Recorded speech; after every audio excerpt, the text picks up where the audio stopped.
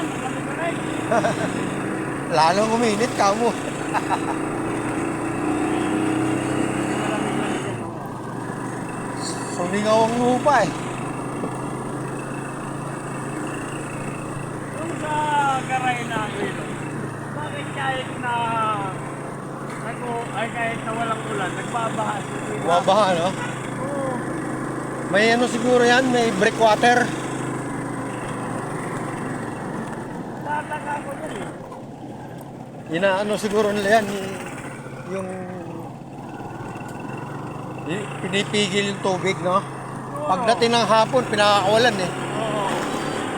Siguro, pinipigil siguro.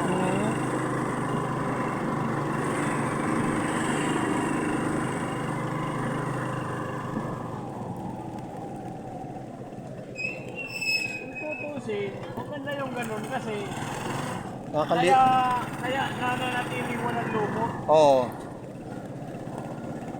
Na Naaanod. nawawas out yung lumot. Oo. Naanod. Ganun yun ang ano niya, pulpo siguro. Kaya pagdating ng alas 5, kaya pala siguro pinaakit ng mga tao, no? Alas 4? Alas 4. Meron na silang warning eh. Kasi ang dami nang namatay dyan eh. Oo. Sa ano, bakas. Kasi ang mga namatay naman yan, yung panahon na yun na mayroon talagang tao sa ilalim. Ilalim. Nangunguha. Oo. Tapos yung pinapatay nila. Kasabot yung purinarya. Oo. Gagi talaga no. Ano doon, yung anak ni Ate Josie, di ba? Oo. Si Yang.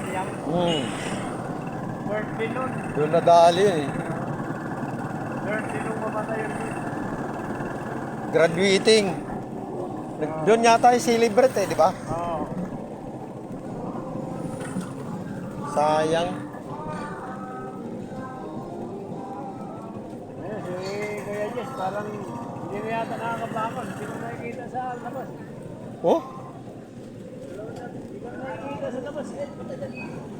baka mahina na. Nalubat na. Doon tayo sa tabi.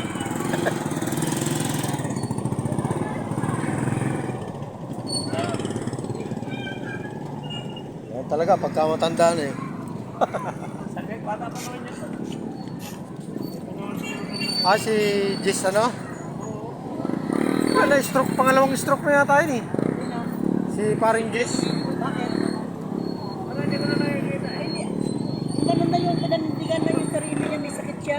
Nag-aalaga kasi. Hindi ka na. Hindi na po, oo, kahit pinanindigan. Kaya ano eh, hindi naman nag-aalaga. Hello. Shout out, shout out.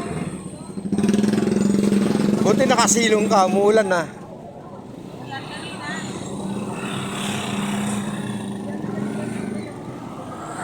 Saan? Ayan na. Alin? Saan yung Ito? ano kapunten? Nasunog, kumuntik na masunog.